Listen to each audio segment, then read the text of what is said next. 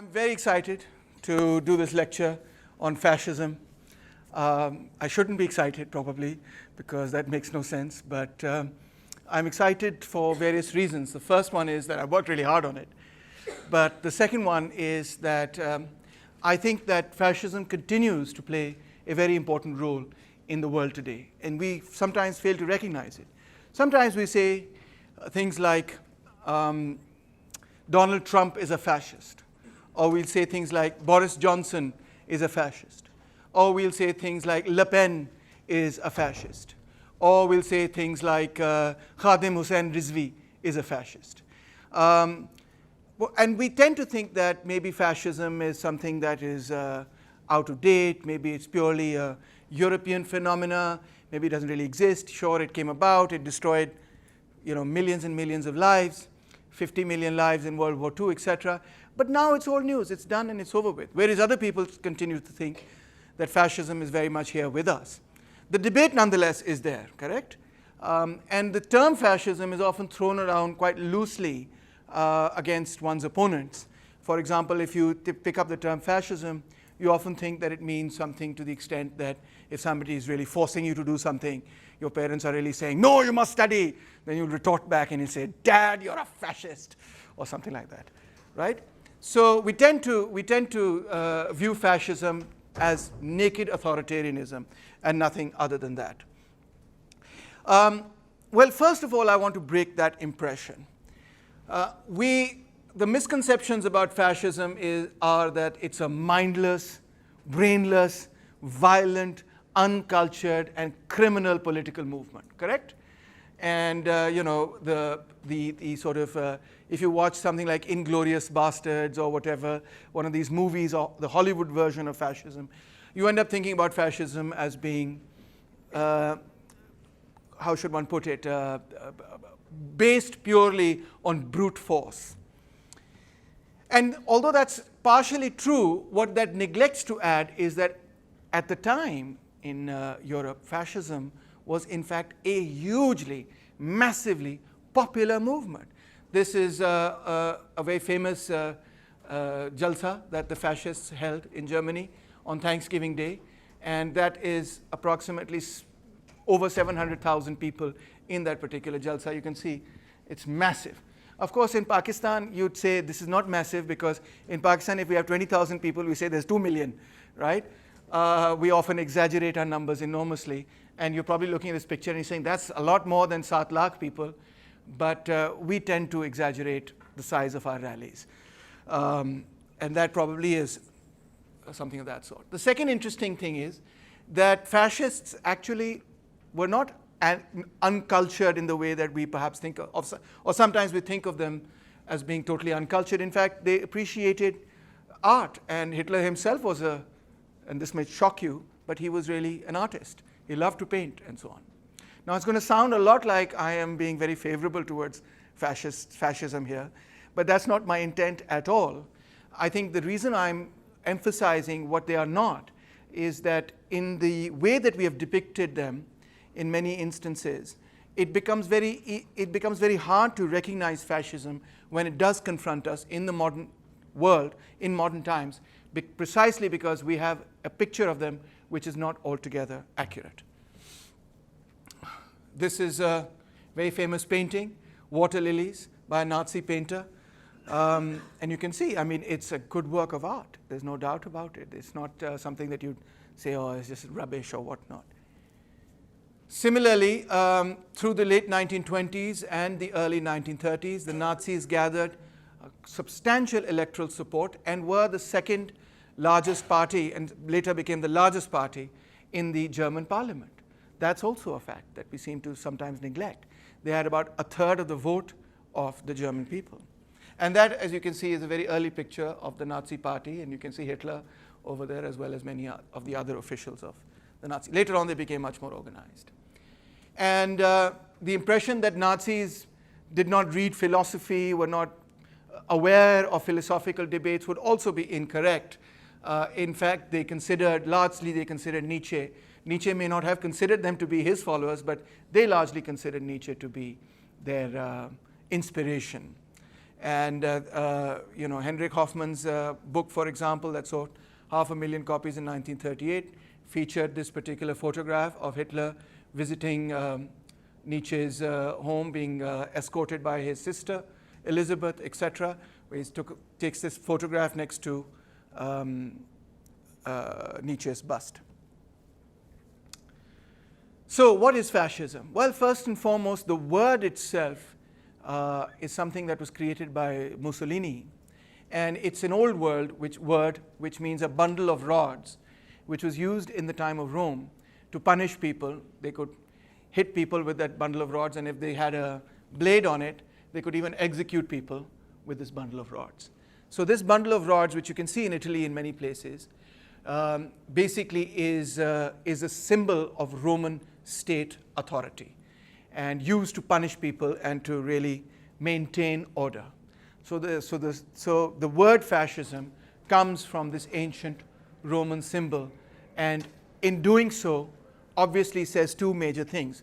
Number one, that we are the continuity of the great Roman civilization, and number two, that we stand for order and state power. So fascism has also been characterized as radical nationalism. The term radical has undergone many changes, even in my own lifetime. There was a time when the word radical basically meant left wing. But now the term radical means anyone who departs from the mainstream, either towards the left or towards the right. So if you look up any dictionary, you'll come across something of this sort. You'll read something to the extent that fascism is a form of radical authoritarian nationalism characterized by dictatorial power, forcible suppression of opposition, and control of industry and commerce. And of course that is correct, but that's rather short, succinct, and leaves out quite a bit of what happened to give rise to fascism. Of course, we also know that it came to prominence in the early 20th century. So you see posters of this sort with respect to fascism. So I think if you're really going to try and understand the philosophy of fascism, you really have to understand this guy, Mussolini, because Hitler's book, Mein Kampf, is really not a shadow on Mussolini's own understanding of what fascism stood for. He's the real theoretician. There are many others as well, but he's by far the superior theoretician as far as fascism is concerned. He is the person who coins the term and so on. And in Italy, what was going on is that when World War I broke out, the government of Italy, and specifically the Socialist Party of Italy, which became later the Communist Party of Italy, was also the party of Antonio Gramsci, did not want to go to war. The socialists did not want to go to war. Italy did not want to go to war. And Mussolini was a member of the Italian Socialist Party and disagreed with his own party and said, no, Italy must not be deprived of the opportunity to go to war, conquer other lands, gain colonies, and therefore become a great civilization. So it was over World War I, first and foremost, that this disagreement erupted. And as it erupted, Mussolini then began to oppose liberalism, Marxism, humanism, egalitarianism, all of which he saw as opponents of Italy's rise to power. He began to argue that liberal democracy was obsolete. The public-private distinction, which was one of the cornerstones of liberal democracy as well as legal theory today, was obsolete, irrelevant, etc. And he began to strongly advocate that Italy enter World War I and become mobilized as a military state. Citizenship should be militarized, and that the state should manage and take over nearly all aspects of life in order to turn Italy into a society that could fight and win a war. And as you can see, Mussolini, in his early days at least, also a very good speaker, was also a very popular politician to begin with. Now, one of the most sophisticated explanations, there are many explanations of fascism that we have. The one that I find most convincing and relatively speaking most sophisticated is one offered by Antonio Gramsci, who was, as you know, in Italy, in the Socialist Party of Italy. Now, his view is that in the south of Italy, specifically in Turin and so on, where workers began to become much better organized, and their trade unions were very strong, and they began a movement against the local capitalists and the landlords and so on, that this working class movement began to threaten the rich landlords and the big businessmen, who feared that there would be a Bolshevik-style uprising in Italy. And in order to suppress the subaltern masses, they began to then organize groups called black shirts at first, whose main function was to go and break up the trade unions, whose main function was to go and beat up working class trade union activists and so on, destroy their offices and destroy their printing presses in particular, which were very effective. So the violent suppression of the left in Italy specifically was one of the main cornerstones of Italian fascism, and later also of German fascism, as you'll see. And for Gramsci, at least, fascism was mainly a reaction to the emergence of socialism and the inability of liberalism to deal with war and the economic crisis. So, of course, at this time, liberalism was a very powerful argument, and it was unable to cope either with the economic dislocation caused by the war, so fascist thought, or the challenge that the socialists were posing to the given order. Hence, for Gramsci at least, fascism cannot be separated from the class struggle itself. Fascism was a product of the ruling class becoming militarized for two reasons. Number one was to crush the domestic opposition in the form of the trade union and working class and left movement in the country, to also sideline and sometimes even crush the liberals that they saw as being far too vacillating and unsure and to compromise with respect to pacifism to really take on the tasks that needed to be taken on. And then finally, and perhaps most importantly, to militarize society and enter into the big struggles of what they saw, big struggles of history, and to capture a piece of the pie as the division of the world was being redivided during World War I. They wanted to get into that game and wanted, well, colonies and greater influence. So here we have, no, not Hitler, that's Charlie Chaplin. Nobody seemed to have guessed it. Nobody said, sir, that's not Hitler. Did you guess it? Anyone? No, he didn't, don't lie. Anyway, that's Charlie Chaplin, so one of my favorite actors. Let's go to Hitler, that's him. So in the late 1920s, the National Socialist German Workers' Party, what is shortened in the English language as the Nazi Party, came to the forefront, fighting street battles, fighting against trade unions and communists and campaigning to became one of the largest parties in the country. And they also had their own sort of equivalent of the black shirts, which were, of course, the brown shirts. By the way, a lot of times when there's two movements that generally wear black. One is, of course, the fascist movement. What's the other one? Anyone? Feminists? Pacifists? Environmentalists? Yes? The anti-fascists. Sometimes they wear black, but that's not their traditional color. But there's a reason why some of the anti-fascists wear black, and that's the reason I want you to get at.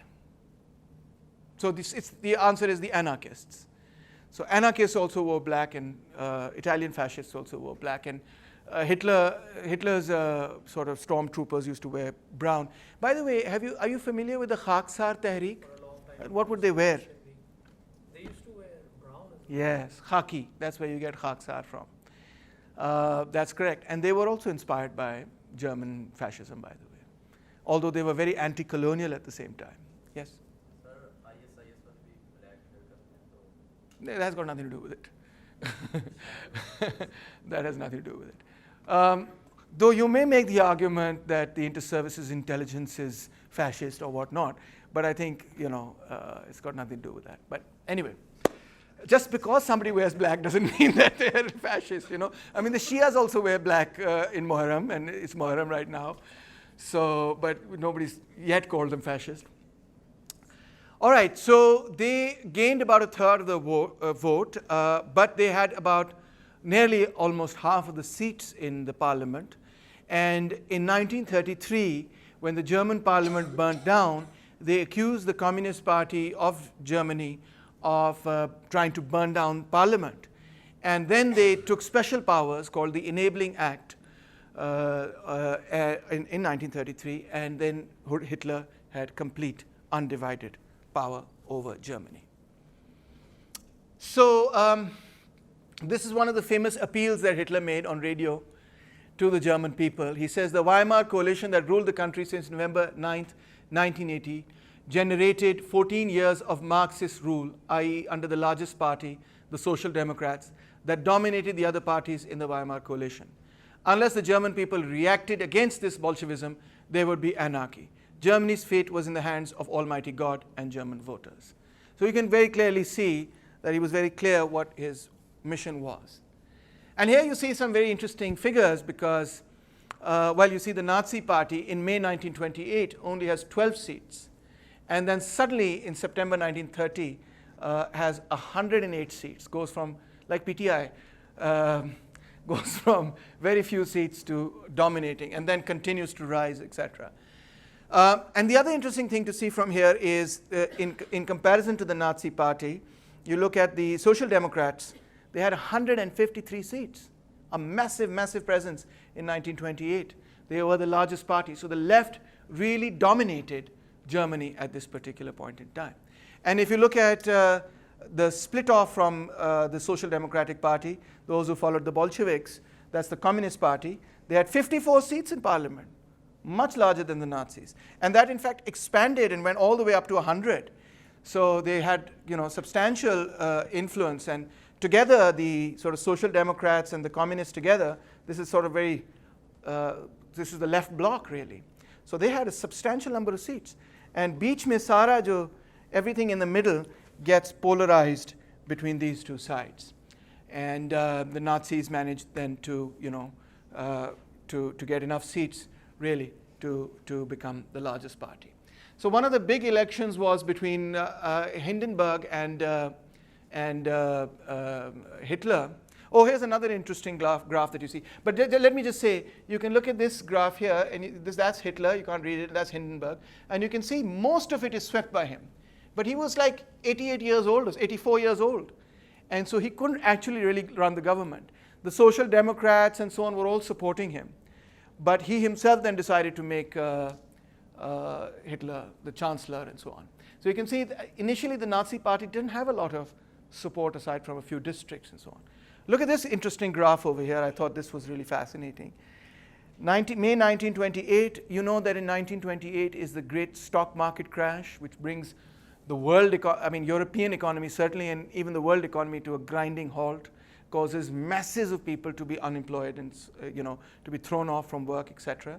Look at the rise of the Nazi Party, shoots straight up, and SPD, which is the Social Democratic Party, is sort of declining slowly and so on.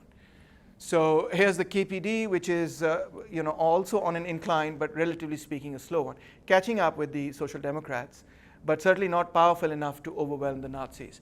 Together, though, they did have enough power, but they were also, had very, very strong disagreements, and so really couldn't really work together well.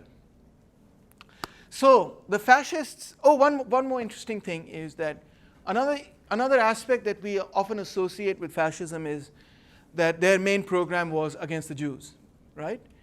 Because that is the aspect that gets covered the most in movies and films and so on. And when you look at it that way, you tend to not see the big picture here. Because the Italian fascist movement, for example, had nothing to do with hatred for the Jews, nothing at all. And the German fascist movement began persecuting the Jewish community of Germany quite early on. But the massacres, the large-scale massacres at Auschwitz and so on, really began to occur in World War, during and in World War II. So much later, in fact, than Hitler came to power. Although there were other forms of persecution, but the mass extermination began really in World War II. So if we just think of them as being anti-Jewish, this anti-Jewish politics, I think it's insufficient. They had a larger agenda. The agenda was, we want to enter into war, we want to do this, we want to have more colonies, we want to defeat the Social Democrats and the Bolsheviks and so on and so forth. And in that larger framework, they saw the Jewish community as being a very serious, major obstacle. And perhaps they saw it that way because the Jewish community across Europe is, once it had assimilated after the Enlightenment period and so on into Europe, has really thrived in Europe, and not just economically, but more importantly, intellectually. And so intellectually, they played a very important role in many of the movements in Europe, and specifically with respect to liberalism and also with respect to the left. You saw a very high concentration of people there on the left and on the liberal spectrum who belonged to what you could call the secularized Jewish community.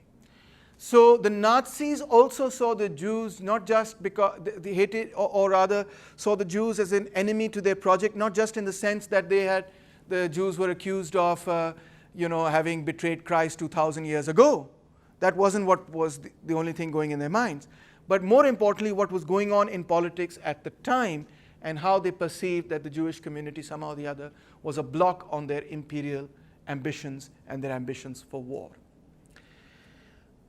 So why did the Nazis admire Nietzsche? I want to speak a little bit about Nietzsche, but before I do so, I want to just bring in something here that Shamail and I spoke about. Nietzsche passed away much before the fascist movement or the Nazi movement or any of the fascist movements began. And his ideas are rather somewhat complex, and I think they need to be grasped in their complexity. While at the same time it is a fact that the fascists themselves greatly admired Nietzsche, read him, published him, and thought that everything he had said was in line with what they were themselves thinking.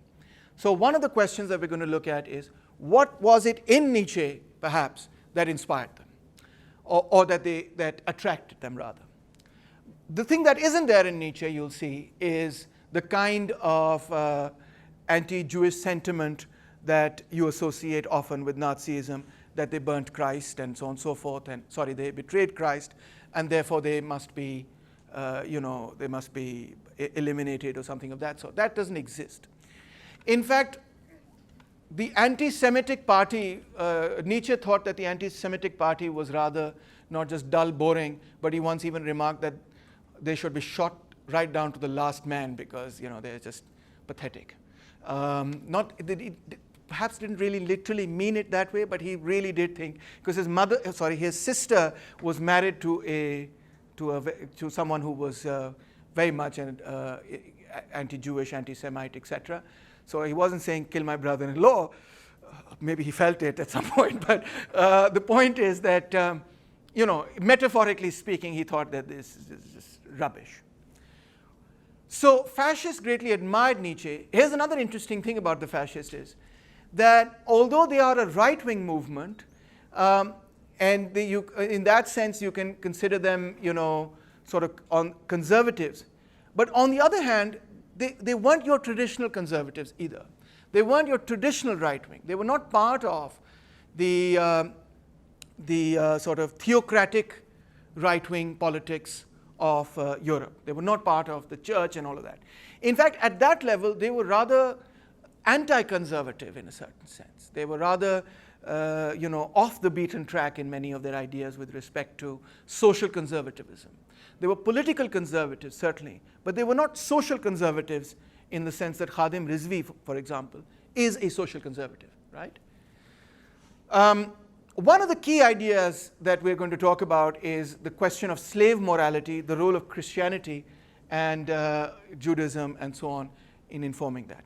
So maybe I should cover that later, but very briefly, Nietzsche thought that the Jewish people had been enslaved for thousands of years, and as a result of their enslavement, had developed what he called a slave mentality. And the Jewish people had created Christianity, which, according to Nietzsche, he thought encapsulated that slave mentality. Not slave mentality in the sense that they wanted to be slaves, but slave mentality in the sense that they had a mentality as slaves which they wanted to transfer to society in order for their protection, in order to better their circumstances. And the result of that on European civilization was extremely negative, according to Nietzsche. That the Jews had bequeathed Christianity, which as a whole created a slave mentality amongst Europeans and did not allow Europe to, or individuals even within Europe, to achieve their full potential. Therefore, that slave mentality had to be gotten rid of.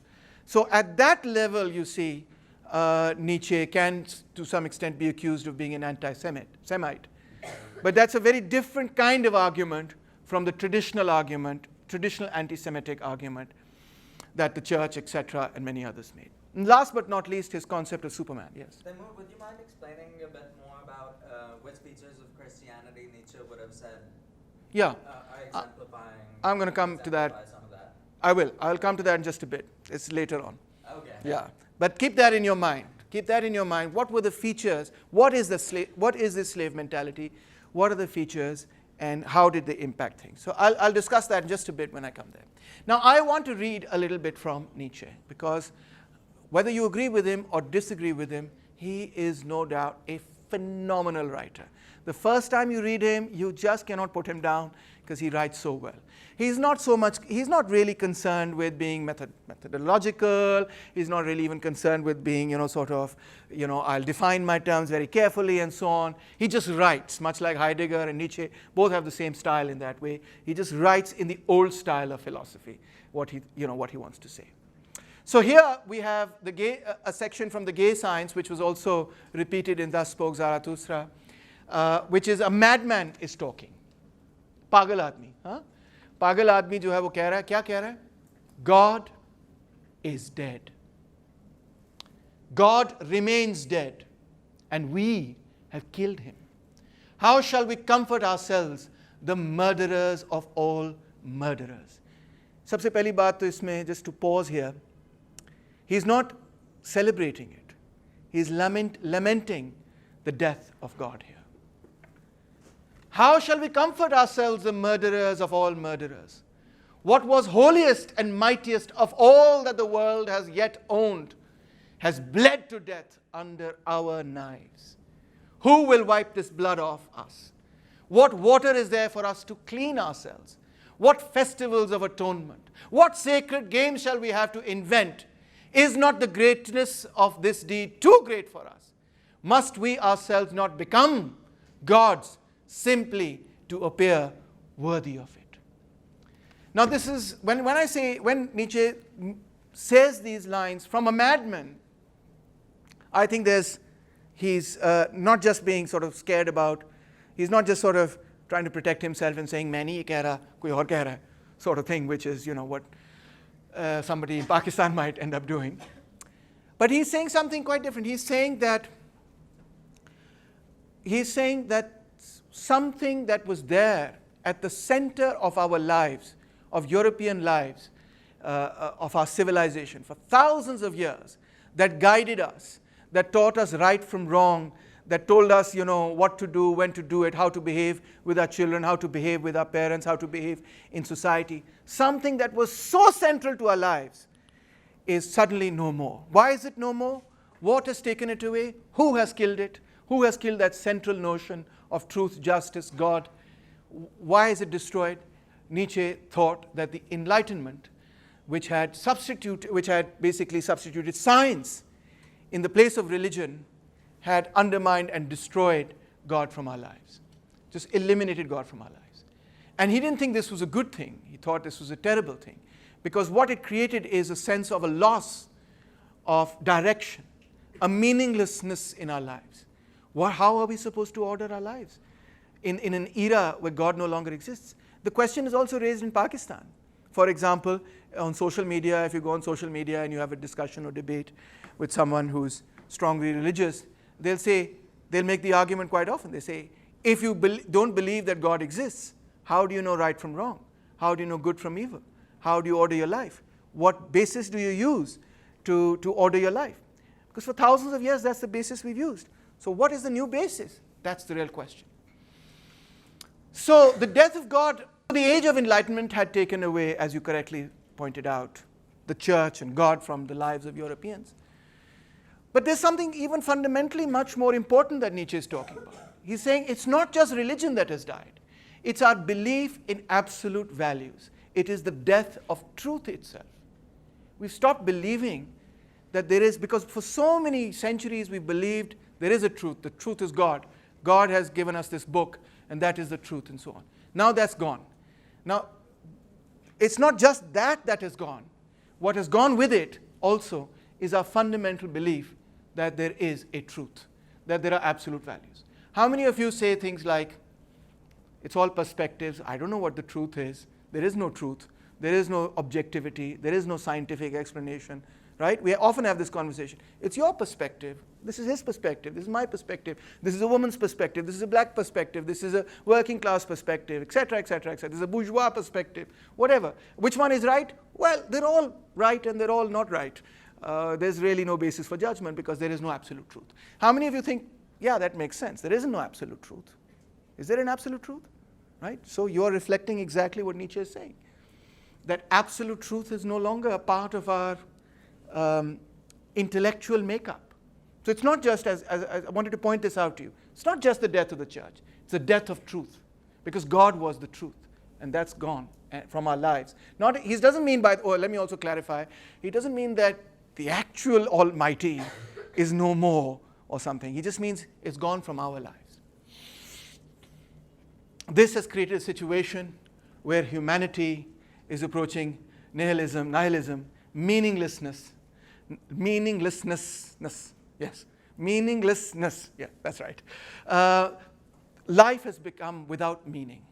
We don't have a direction, we don't know which way to go, we don't know what to do. Now, Nietzsche is not proposing that a life without meaning is a good thing. That's not what he's saying. What he's saying is that that is the condition that Europe is in. Now, the question he asks is, how do we order our lives in the absence of God? How do we order our lives in the absence of any place where we can anchor the truth? What do we do? So, to answer the question, the first thing you have to do is get rid of your slave mentality. What was that? The Jews, who were an enslaved people, Nietzsche thought, introduced Christianity into Western civilization. Christianity has a slave morality. Its goal is to limit the power of the strong. Please note this down somewhere. Very, very important. The goal of Christianity was to say the strong should not dominate the world, society, whatever. In fact, blessed are the meek, for they shall inherit the earth. If you read through the Bible, again and again this idea is repeated, that the meek, the weary, the poor, the oppressed are the ones who will inherit the earth. So, and I think this is historically accurate. Nietzsche is not being inaccurate here, that the people who embraced Christianity, well, the Jews themselves were an enslaved people under the pharaohs, and then of course their state broke up and so on, and they were enslaved in Babylon, in the Babylonian kingdom, and in the Assyrian kingdom as well. So that is absolutely true, but even more fundamentally, that Christianity was a revolt of the underclass against Roman rule also is true. And the supporters of Christianity, certainly of early Christianity, were the poorest of the poor and so on and so forth. So the Judeo-Christian slave revolt in ethics had insidiously turned the tables on the masters by declaring that strength was evil and weakness was a good thing. This is Nietzsche's central and very important idea.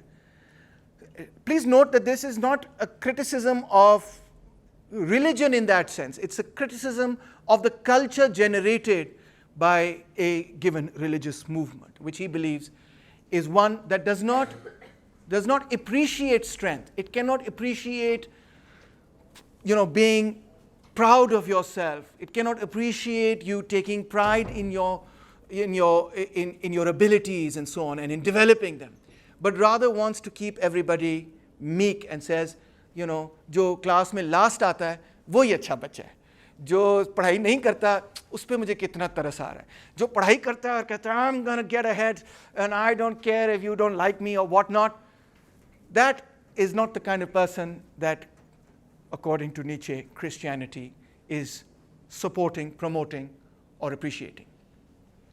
So Nietzsche's anti-civilizational animus, our ideals of beauty, morality, and truth, are intrinsically meaningless.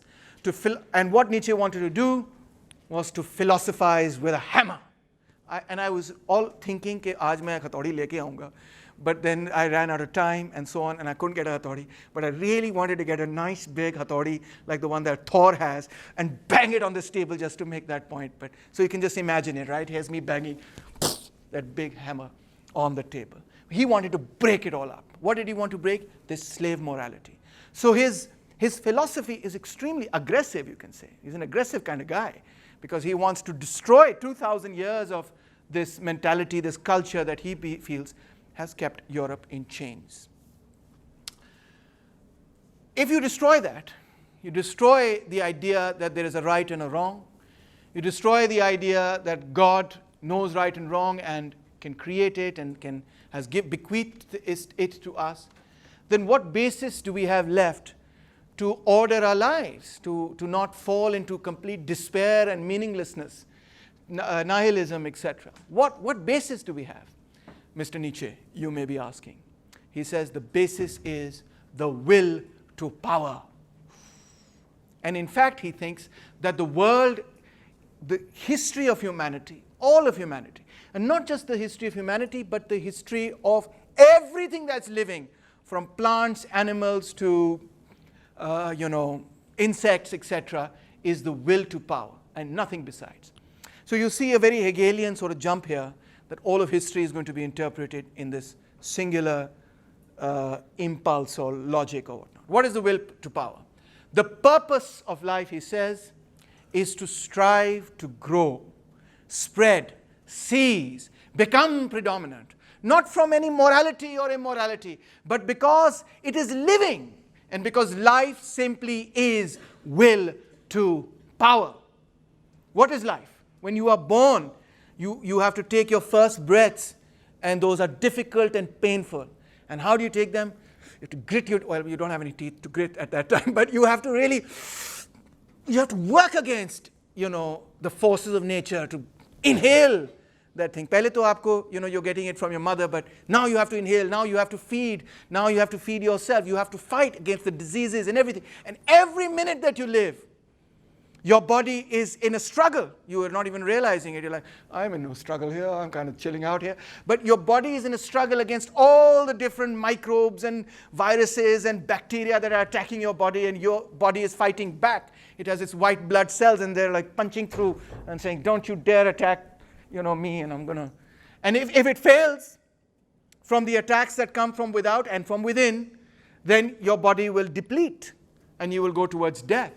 And if it wins, your body will expel those things, destroy those things, and survive and live. And it's just not just true for the body, it's true for the plant. The plant breaks out of its own seed and then breaks out of the soil, and it's constantly fighting against a hostile environment. And it has to appropriate things from that environment to survive, just as you do. I mean, we might like to think of life as being, we get our food in the kitchen, and we go to PDC and we eat it, and so on and so forth. But the chicken is something that we slaughtered, and we bred it, we slaughtered it, and then we ate it, and you never even saw the slaughter. But that's what's going on, isn't it? And when we eat meat and so on and so forth, and the plants too, you can see that we uproot them. They are living things, and yet we uproot them in order to live. That's just the way life is, says Nietzsche. Anything else you think about is you're just fooling yourselves into thinking into a utopia. Knowledge and values, therefore, that enhance life are what life strives for. So what is it that we should look for? What would be the light to which we would direct our efforts? That which brings life to you, which makes you happy, which makes you want to conquer the world. You come out of the classroom and you say, "Rah!" That is good. If you come out of this classroom, you're like, I don't want to live anymore. That's the kind of knowledge that Nietzsche would say, just throw that in the bin. Don't even think about that. If that's utterly useless for you, because it's destroying you from the inside. And I want you to move towards those things that make you want to live, that make you want to live full of vitality, a full life. So that's all art, all literature, all philosophy, all ideas, all basis of morality that push you down and prevent you from becoming who you are and from really embracing life in its fullest are things that are completely should be done away with. My idea, he says, is that every specific body strives to become master over all space and to extend its force, its will to power, and to thrust back all that resists its extension. But it continually encounters similar efforts on the part of other bodies and ends by coming to an arrangement, a union, with those of them that are sufficiently related to it. Thus, they then conspire together for power, and the process goes on. So he's not Hobbesian in the sense that he thinks every man for himself and we're all going to, my will to power is going to be opposed to your will to power. No, the various wills to power can co-join with each other, live together, strive together, and work together towards the light, towards life, and so on and so forth. What about law and what about justice? To speak, therefore, of just or unjust in itself is quite senseless. In itself, of course, no injury, assault, exploitation, destruction can be unjust, since life operates essentially, that is, in its basic functions, through injury, through assault, through exploitation, destruction, and simply cannot be thought of at all without this character. As I told you, you are on top of the food chain. Now, if you don't see the food chain, that doesn't mean you're not on top of it. But you are slaughtering mankind, slaughtering, millions of animals to be on top of that food chain, And that's the reality you have to face. And not just animals, uprooting, as I said, crops in the prime of their life, you are uprooting. Am I wrong? Paras? It's a fact of life, is it not? So on what basis can you say that is wrong? Because that really is the foundation of what nature has, the hand that nature has dealt you.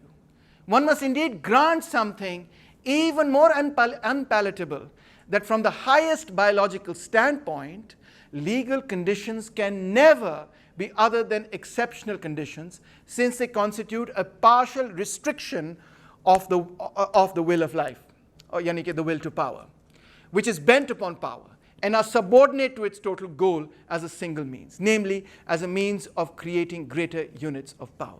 A legal order thought of as sovereign and universal, not as a means in the struggle between power complexes, but as a means of preventing all struggles in general, perhaps after the communistic cliche of Düring, that every will must consider every other will its equal. You can also see a reflection not just of Düring here or Marx or Engels, but also of Rousseau, the general will.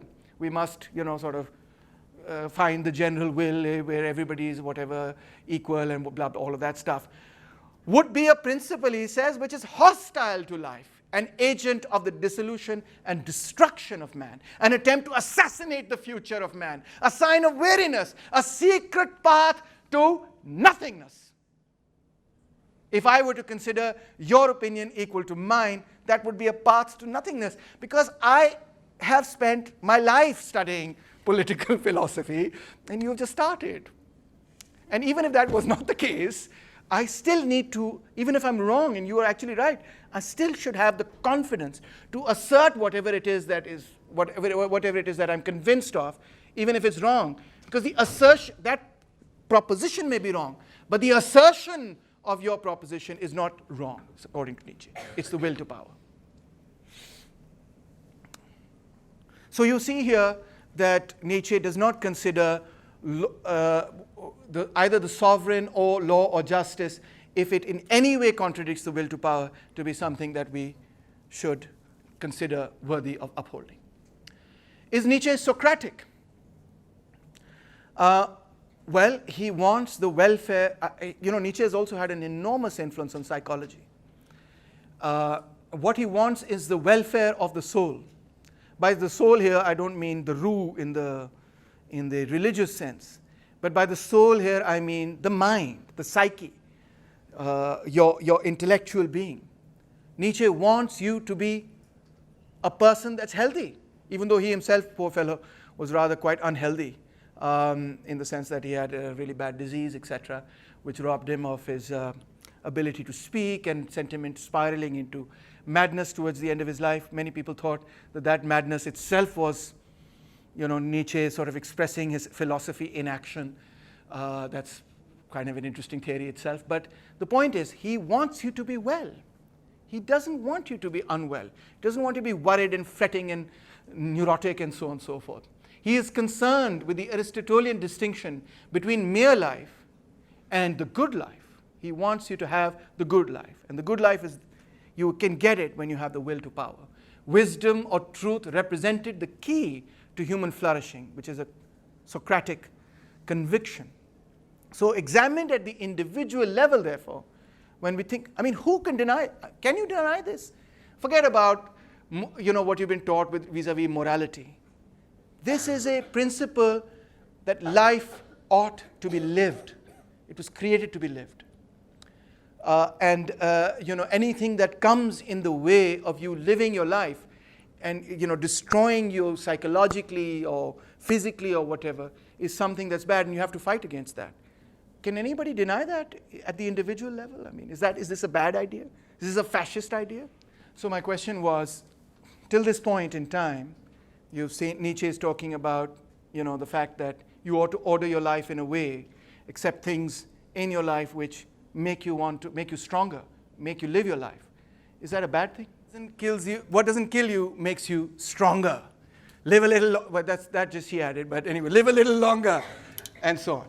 So that's the idea.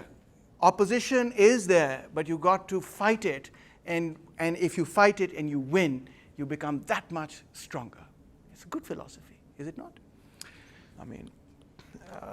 You're putting him in the best of light. But there is also a darkness here. Nietzsche can be a very dark writer as well. And he recognizes this in himself. He says, whoever fights monsters should see to it that in the process he does not become a monster. And if you gaze long enough into an abyss, the abyss will gaze back into you. Look long enough into evil, evil can become part of you. That's what you have to avoid and you have to stop. So it's quite self-aware as well in this regard. So what is the darkness? Well, to begin with, we often think that Nietzsche is rather apolitical. For example, Nietzsche says in his writing that he is the last anti-political German. He doesn't care about politics. He's the last person who is anti-politics. He also says things like, state is the coldest of all cold monsters. It has no life, it has no heart. A death for many has been devised that glorifies itself as life. I call it the state. The state is where you die. Politics is where you die. That's what it's sounding like, correct? Only there where the state ceases does the man who is not superfluous begin. Does the song of the necessary man, the unique and irreplaceable melody begin. So from these passages, it would appear that Nietzsche is not only against the state, but he considers this kind of state politics, etc., to be the death of a person. To be concerned about, this itchy-bitchy, you said this and I said, like those talk shows. Nietzsche would laugh at those talk shows and say, what the hell are you all discussing? And the way you're discussing it is a joke. Just another quotation is quite nice. But it is the same with man as with the tree. The more he seeketh to rise into the height and light, the more vigorously do his roots struggle earthward, downward, into the dark and deep, into the evil. You got to enjoy this, man. You don't take it too seriously, okay? If you take it too seriously, then it's no longer any fun. And what we want to do is we want to enjoy ourselves because we're doing Nietzsche today. We don't want to be depressed. We want to be happy. So Enlightenment thought that they were fighting the great battle for reason against dogma, against superstition, against authority. They were humanists. They were universalists. They stood for the general will of the people, like Jean-Jacques Rousseau. They stood for the third estate and sat on the left side of the National Assembly in France, which is why they got the term, which is where we get the term leftist from, because they sat on the left. And so this is the party of, this is not socialists we're talking about here. In the 18th century, the left are people, in the 18th and 19th century, the left are people who are not socialists, but basically people who believe in enlightenment, in humanism, in universalism, in liberalism. Francis Bacon, George Berkeley, Edmund Burke, Denis Diderot, Thomas Hobbes, Hume, Kant, Locke, Rousseau, Leibniz, Spinoza, Voltaire, Wollstonecraft, Mary Wollstonecraft, and Hegel, etc. And this is a beautiful painting, which is called A Prophecy, where you see an image. We don't, of course, we are iconoclasts, so we don't like images. But you can see this is like a compass. And this is a divine sort of intervention, which is creating the world in some mathematical proportion with a compass. The world is logical, knowable, understandable. Of course, there was also a reaction against the Enlightenment, which has been termed by Isaiah Berlin as the counter-enlightenment. We can also look at the Romantic movement, of which, in fact, Rousseau also inspired it. And the Romantic movement is mainly an art movement and still dominates over art theory even today. And what it said was that we have to be close to nature, we have to be close to our own nature, and all this technology and this modernity has robbed us of coming to know ourselves and to know nature. So the Romanticism can be the Romantic movement can be considered as part of the broader anti-Enlightenment current, which on the one hand could be theological. The church fought back. They believed in order, the authority of the church, the authority of the king. They mistrusted reason and supported revelation. And you can see this in Pakistan today, that on the one hand you have people like Parvez Hoodboy, and on the other hand you have people like Auria Maqbool Jan, and they are fighting it out with each other. And Hoodboy says, I stand for reason, and Auria Maqbool Jan says, I stand for Islam, right? And I stand by the word of God, etc. So there's this clash that we see even today. They also thought that the masses were incapable of self-government. Democracy would be a really bad idea. They thought that man's natural condition was sin, which is why Christ, of course, was the Son of God, suffered on the cross to rid mankind of his sins. And over here, there's another really nice sort of painting which says, the sleep of reason produces monsters. And so you see this guy sleeping. He's not studying. He's sleeping. And what's coming out of him? Chingadars and so on. So if you go into the library and you go to sleep, just remember that you will generate monsters. Don't sleep. Another great debate of this period is Hegel versus Schilling. Hegel is considered one of the most profound thinkers of the French Revolution and the Enlightenment. Also because he tries to create a system in which the whole of human history, its intellectual history, its political history, its artistic cultural history, is all captured in one process, which he calls the march of reason. Well, Prussian authorities, although he wasn't a revolutionary like Karl Marx and Engels, etc., there was sometimes they were inspired by Hegel, but he still managed to upset quite a few people, because in the Hegelian paradigm then, Christianity was only one step in the march towards reason. And so the conservatives really thought that what Hegel was saying was quite blasphemous. Schilling, on the other hand, was in favor of revelation, elitist values, appeal to myth and authority. Freedom was redefined subjectively as an inner state that can be maintained despite the vicissitudes of political life. It had deep pessimism towards the ability of human agents to create a more humane society. And later you had other people like Schopenhauer, etc., take up those themes. Romanticism similarly was a reaction to the Industrial Revolution and to the values of the Industrial Revolution and to the Enlightenment. They wanted to go back to the countryside, to the peasantry, and so on and so forth. And they often thought that medieval values were far superior, not just to modern values, but even to the values of classical civilization, the Greco-Roman civilization.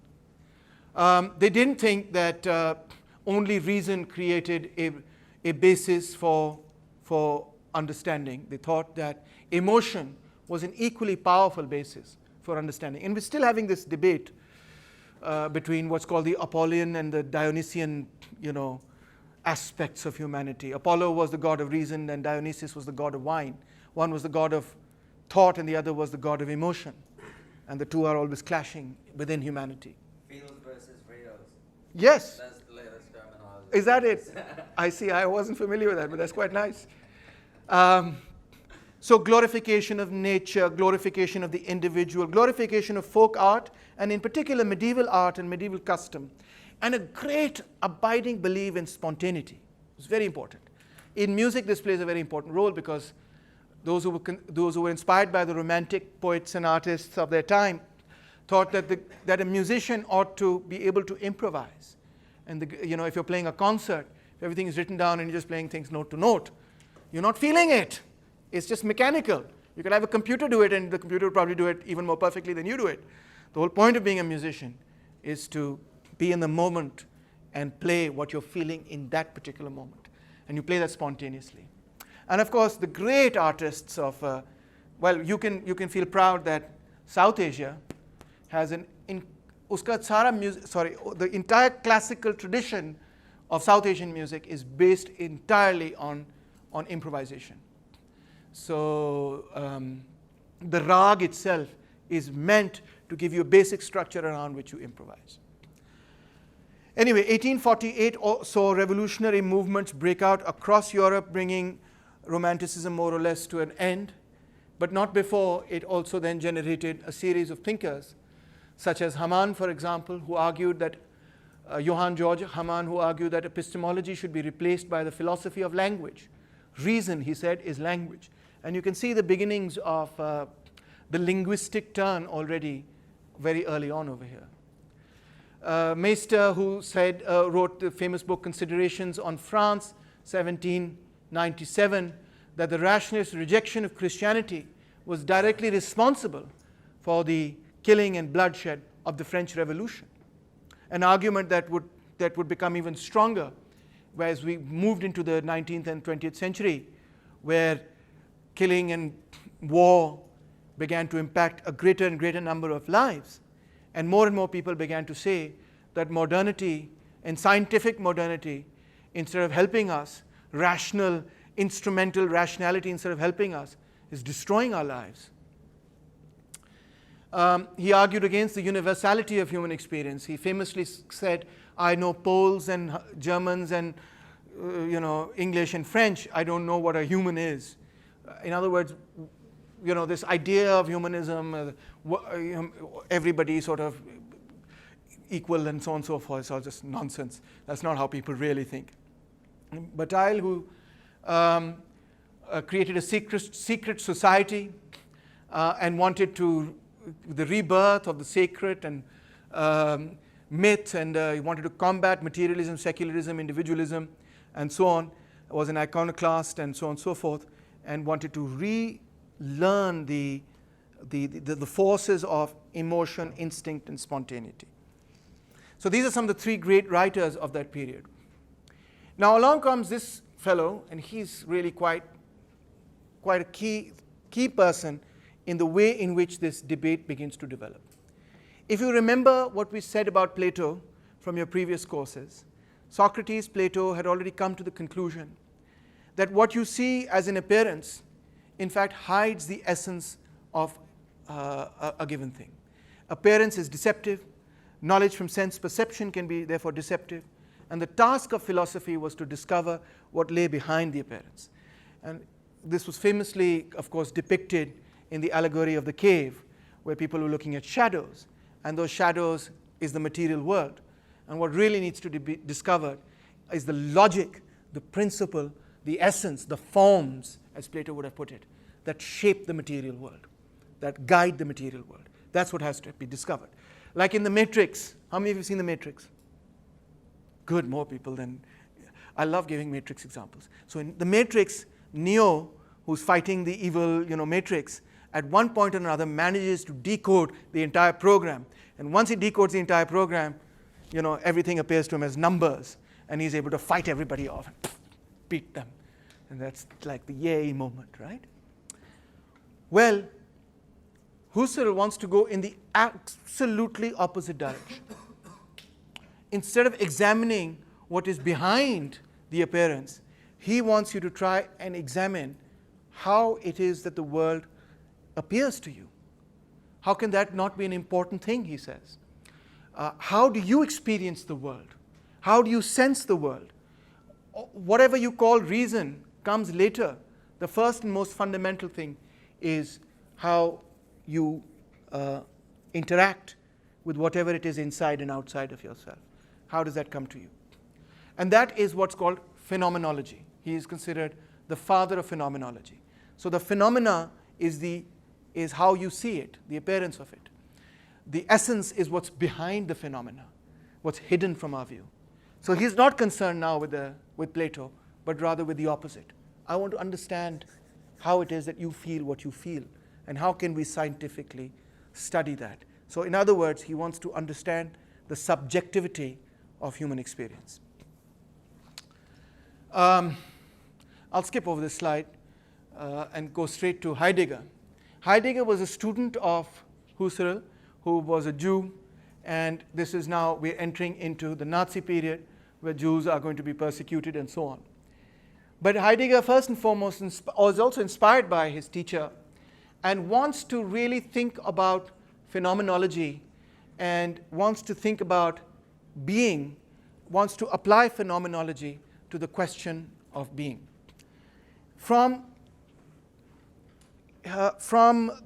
2,600 years ago, we have had an ancient distinction, a dualism in philosophy between the object and the subject.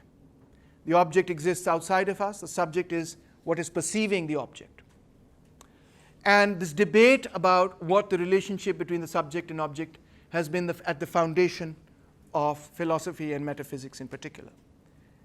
And what Heidegger finds is that this whole debate has been misunderstood, misconstrued from a translation of the Greeks and needs to be revisited and re-understood.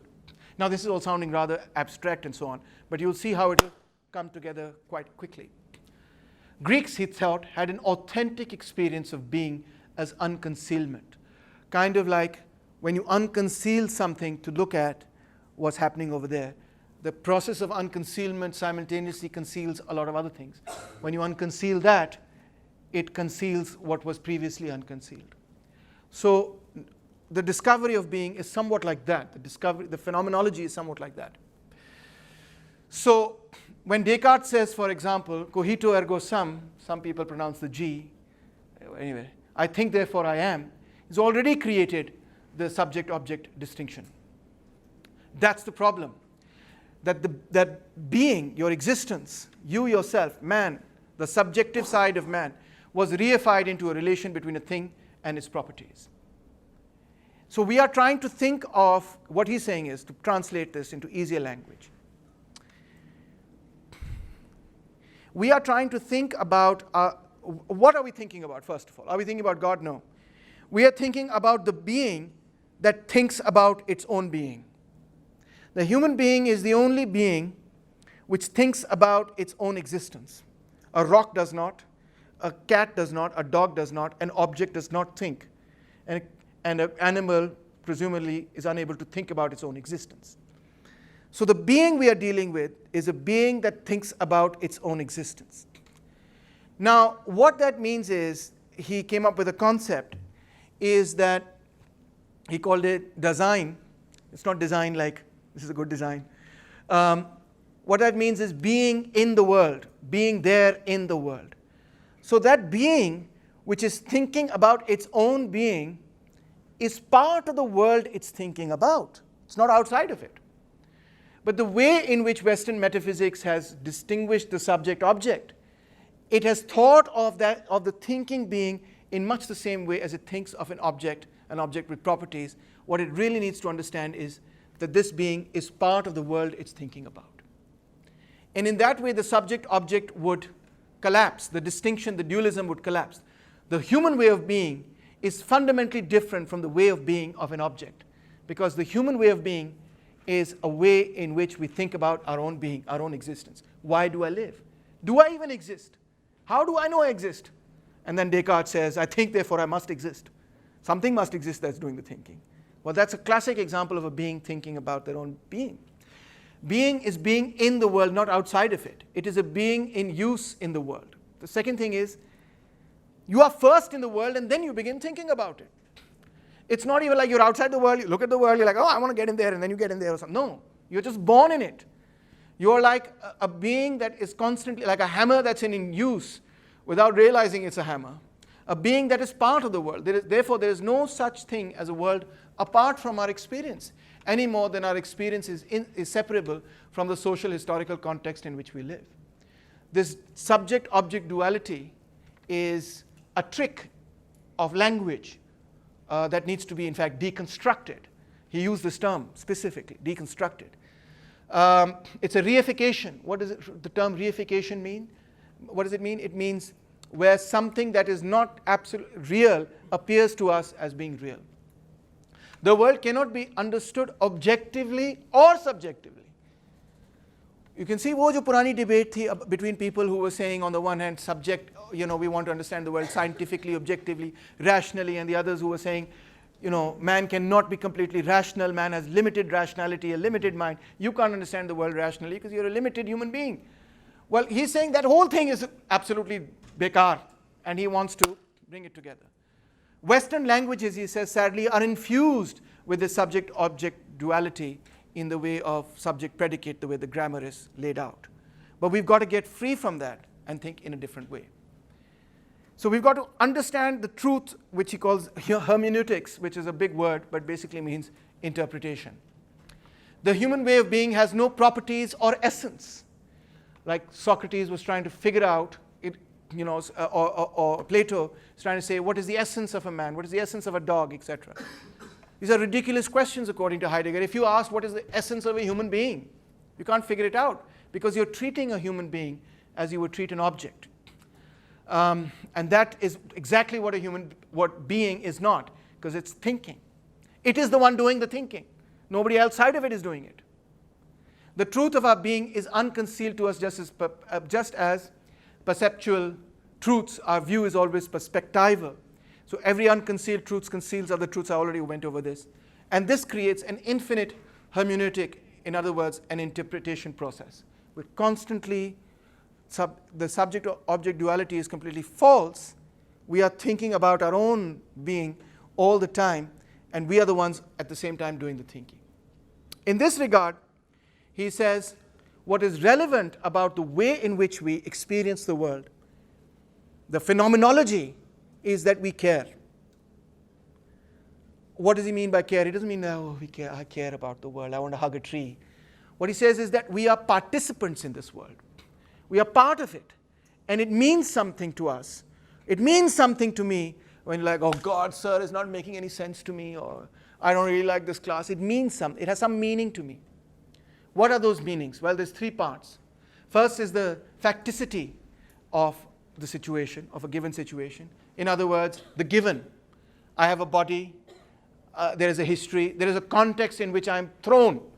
This is also called thrownness. Then there's fallenness, living according to the wishes of others, which he calls inauthenticity, where because we are surrounded by a certain historical context, body, history, etc., in that context, there are various forces acting on us to act a certain way. And when we accept those forces, we live according to the wishes of others, not our own wishes. And that, he says, is an inauthentic life, where you're living according to the wishes of others. You can see a reflection of Nietzsche here as well. And last, existentiality is the knowledge of the imminent death. And that alone makes an authentic life possible. We're all going to die. I hate to bring this news to you, but there's absolutely no exception. What that means is that we have to embrace life in the now. Only knowledge of our death can help us embrace life in the now. And by embracing life, he means here, of course, also a Nietzscheite theme, which is embracing yourself, embracing your individuality, embracing what it is that you want to be as a person, rather what it is that others want you to be. And that would be an authentic life. So very interesting stuff here. Similarly, with respect, that was what he said with respect to being. He said similar things with respect to time in his famous work, Being in Time. We imagine time as a linear objective movement, right? वो देखो घड़ी कैसे जा रही, tuck, tuck, tuck. And every time it goes tuck, the same amount of time goes by. But is that the way, आपका क्या नाम है? Yes. नीचे. Khubab. Is that the way you experience time? Is that the phenomenology of time that you experience? No, you don't experience time that way. I gave away the answer when I shook my head a little bit. How do you experience time then? Is it linear for you? No. What is it like? Right now, is time going by really fast? Is it going by really slow? Really slow. Correct? But if you're doing something like, I don't know, jumping off a cliff or something, would time be going by very fast or slow? It would be different, certainly, right? If you're enjoying something, it goes by extremely quickly. If you're microwaving something, it gets slower and slower. Yeah, good point, because you're hungry. And the hungrier you are, the longer that microwave seems to take. Absolutely. We don't ever experience time subjectively, objectively, as linear. We experience it always in very many different ways. Sometimes it's elongated when you're waiting at the doctor for an appointment. Sometimes, boom, 10 years go by, your kids are grown up, and you're like, whatever happened to you? How did you grow up so quickly? Right? All of this stuff happens. So we don't experience it linearly. Also, we live ahead of ourselves all the time. I'm here in time, but I'm already thinking, शाम को जाऊंगा, एक lemon malt ले जाऊंगा, Netflix पे फलानी film देखूंगा. I'm already planning for the future. You're planning masters करूंगी, उसके लिए set करना पड़ेगा. I don't, वगैरह वगैरह, whatever, right? You're already thinking, oh my God, when am I going to get out of this classroom? This Heidegger stuff is really getting to my head. Whatever. You're already living ahead of your time. And also, you can live behind. You can think of the past. This morning when I woke up, I really should have brushed my teeth. You can change the past. You can imagine the past in a way that doesn't really exist. Like, for example, you can say, well, actually, I did really brush my teeth, didn't I? Yeah, I did. You change it yourself, however you want to change it. So we don't experience time at all in the way that we conceive of time in science. In fact, our subjective experience, our phenomenological experience of time is totally different from the objective experience of time, or the scientific conception of time. So all this suggests that those conceptions of time themselves are deeply flawed. Now, one very interesting thing about Heidegger, going back, is he wrote this book, and it's incredibly influential. And the man was a committed, card-carrying Nazi party member, absolutely committed to Nazism. So says some very fascinating, very interesting, very complex things, but is a Nazi. And has had an enormous in fact, if I were to say who is arguably one of the most influential 20th century philosopher, Heidegger certainly would be in the first couple of, either he'd be number one or he'd be in the first five, easily. But he's a Nazi. He is. And not just, sort of thoda maut kar liya, but really committed to it. So how do we understand this continuity now? Is Nietzsche also coming in the line of Hamann and Meister and others, etc., Heidegger to khair baad mein aayega, but anyway, can we also think of him as a counter-enlightenment intellectual, asks the reading I gave you, which is Wolin. Nietzsche argues for the death of truth and reason. The will to power becomes the ethics of a new world. Heidegger argues the case of ontological nihilism. Existence is not recognized by reason, but by design, being practically engaged in the world, being there in the world. So both have a common theme. The rejection of reason, you see, runs like a thread from the counter-enlightenment through Nietzsche into Heidegger. But when Nietzsche comes to us, much later in the 21st century, he comes to us mainly from the interpretation of these three great authors, Kaufmann, Klossowski, and Niemann. And they have translated Nietzsche, and Wolin says that they've done a great disservice because they have watered him down. They made him a mild little kitten. He's a lion They've made him a little kitten. How have they done that? He says, a truth claim is a manifestation of the will to power. There is only therefore perspectival seeing. There's different perspectives. You can look at things this way or that way. Only a perspectival knowing. Appearance is all there is. Style counts more than truth. Nietzsche's chameleonic changes are a vast literary charade, they say. The purpose of life is to reconstruct the self on an aesthetic basis, that is, as a work of art. Your life is a work of art, and you are the author of that work of art. Similarly, Western metaphysics is a gigantic miscarriage. What we have are perspectives. There are no facts, only interpretations. Truth is a kind of error without which a certain species of life could not live. We need the truth. We need to believe that there is a truth, but actually there is not necessarily any truth. Life is a process of incessant and directionless self-transformation. The end of self-transformation is aesthetic, making oneself more attractive and interesting.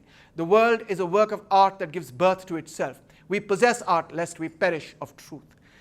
And finally, they also thought that Nietzsche's illness, his delirium, was emblematic of his greatness. The total obscurity was an insight into the essential chaos underlying all being. To attack the very notion of lucidity, he had reached the limit of the principles of identity and reality, and so on. Nietzsche, by lapsing into silence, spoke the truth. So this entire sort of interpretation of Nietzsche, Wolin says, has made him into a little kitten. He's a Thor. And in his book, Twilight of the Idols, he says how to philosophize with a hammer. He wanted to break things, not just make you slightly more interesting and slightly more aesthetic. Oh my God, that is so like, that's nothing. So one thing is very clear. Nietzsche, in his own time, despised all the egalitarian movements, the democratic movements for reform and socialism and so on and so forth. He despised Christianity not because it was religious, but because it promoted a slave morality that sets in motion a process which culminates in the Enlightenment's final unmasking of religious beliefs, an event he called the death of God. The Enlightenment ushers us in an age in which values can no longer be grounded, an age of nihilism. So he dislikes Christianity not because it's superstitious, which is why Enlightenment people didn't like it, but because it is egalitarian. This is a key thing to understand about Nietzsche. If you don't understand it, you misunderstand Nietzsche, in my view. Nietzsche, on the Paris Commune defeat of 1871, for example, very explicitly said, hope is possible again. Shukr hai in mazdoron ko defeat kiya hai. Our German mission isn't over yet. I'm in better spirit than ever, for not yet everything has capitulated to Franco-Jewish leveling and elegance and to the greedy instincts of the Jet Zeit now time, over and above the war between nations that international hydra, which suddenly raised its fearsome heads, has alarmed us by heralding quite other different battles to come. So very much opposed to the communards of Paris. So the reason why he says all these negative things about politics is because he believes that this is petty bullshit politics. Excuse my language.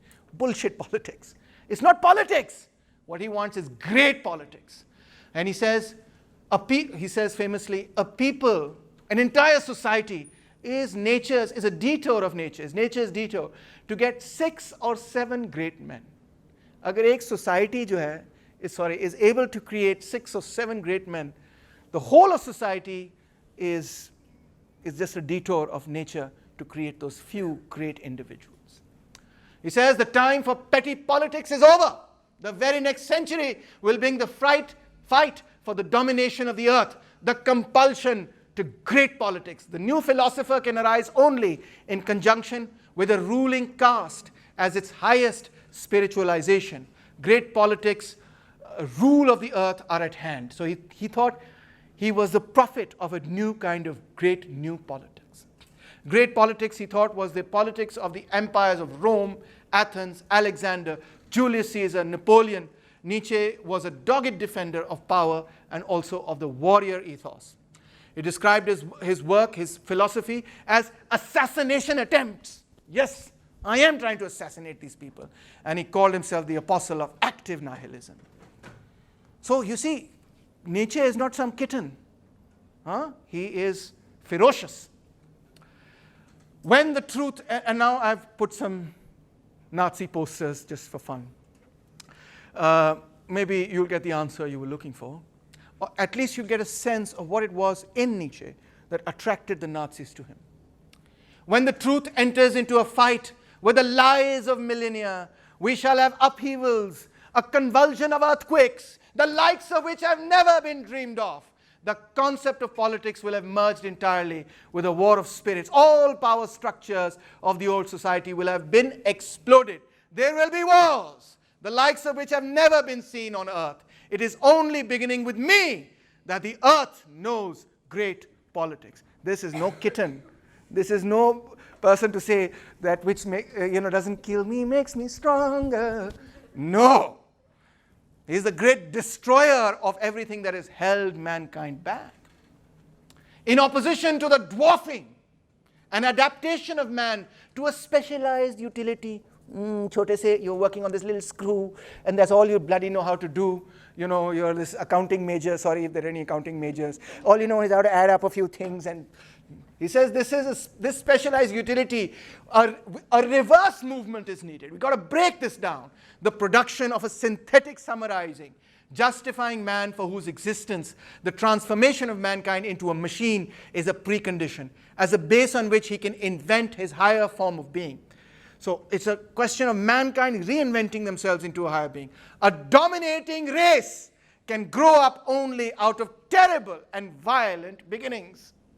Oh man, you can see how that fikra probably became an anthem for Mr. You-know-who. Where are the barbarians of the 20th century? Nietzsche asks. Destroy this civilization. He's contemptuous of it. Now do you see it? No? To expect that strength will not manifest itself as strength. Sorry about that. To expect that you will think that I will come across to you like a little kitten. As the desire to overcome, to appropriate, to have enemies is every bit as absurd as to expect that weakness will manifest itself as strength. I want enemies, says Nietzsche. You should too. Yeah? Tordo, pando, kasun maro. No act of violence, rape, exploitation, destruction is intrinsically unjust, since life itself is violent, rapacious, exploitative, and destructive. Ooh. Yikes. From now on, there will be more favorable preconditions for more comprehensive forms of dominion. There will be favorable circumstances for domination, whose like has never yet existed.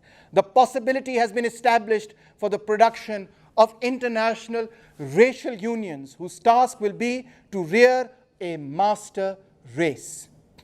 The future masters of the earth, a new tremendous aristocracy based on the severest self-legislation, on which the will of philosophical men of power and artist tyrants will be made to endure for millennia. That higher party of life, which would take the greatest of all tasks into its hands, the higher breeding of humanity, including the merciless extermination of everything degenerate and parasitical, would make possible again that excess of life on earth from which the Dionysian state will grow once again. Again, you see, those who argued for the elimination of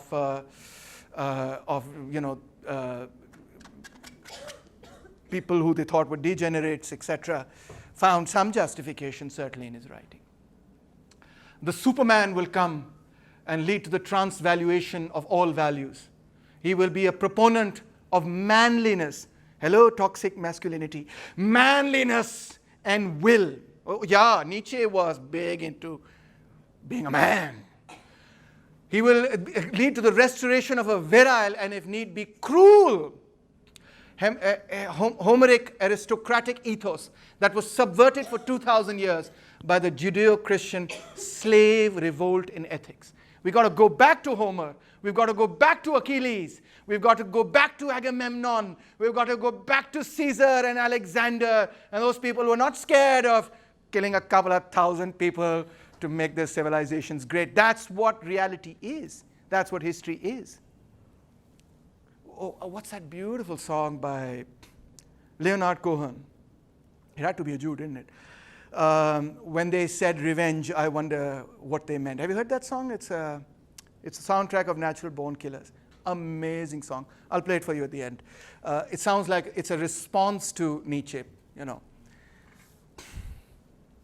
So the Superman will be beyond good and evil.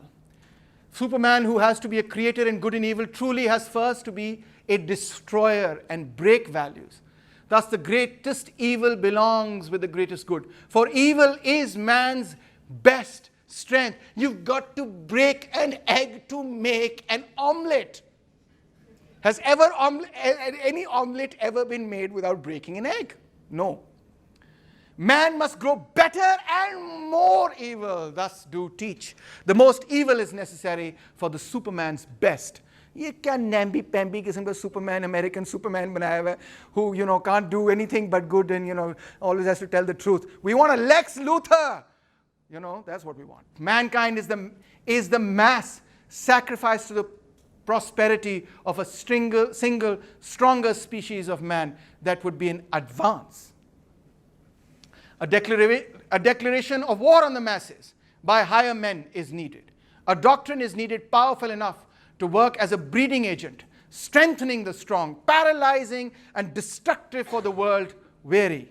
The annihilation of the decaying races, dominion over the earth as a means of producing a higher type. So we don't know whether he meant this literally or figuratively. You can take this, if you take it figuratively, you're like, hey, yeah, help me. But if you end up taking it literally, then no, you're going to be doing pretty awful things. So Nietzsche ended up providing National Socialism, that's Nazism, with an intellectual father who had greatness, who had wit, whose style was beautiful, not abominable, who was able to articulate the resentment against both monopoly capitalism and the rising proletariat working class movement, says Stephen Eichmann. Mussolini, on the other hand, says, in truth, we are relativists. We are not objectivists. We are not scientists. We believe in subjectivism and relativism par excellence. And the moment relativism linked up with Nietzsche and with his will to power was when Italian fascism became, as it still is, the most magnificent creation of an individual and a national will to power. Now you see that this is not some conspiracy theory. They really did think that fascism was the manifestation of a will to power for that nation. Goebbels, the year 1789 is hereby erased from history, he said in 1933 when Hitler came to have complete power. What does he mean by that, Ahmed? What's 1789? Yes? The French Revolution. Ahmed? Zoned out, my friend. So the fascists see themselves as having buried the egalitarian, rationalist impulses of the French Revolution. Should we stop here? I think we kind of have to. Next, we will figure out the influence that Nietzsche has on France, existentialism, postmodernism, and so on.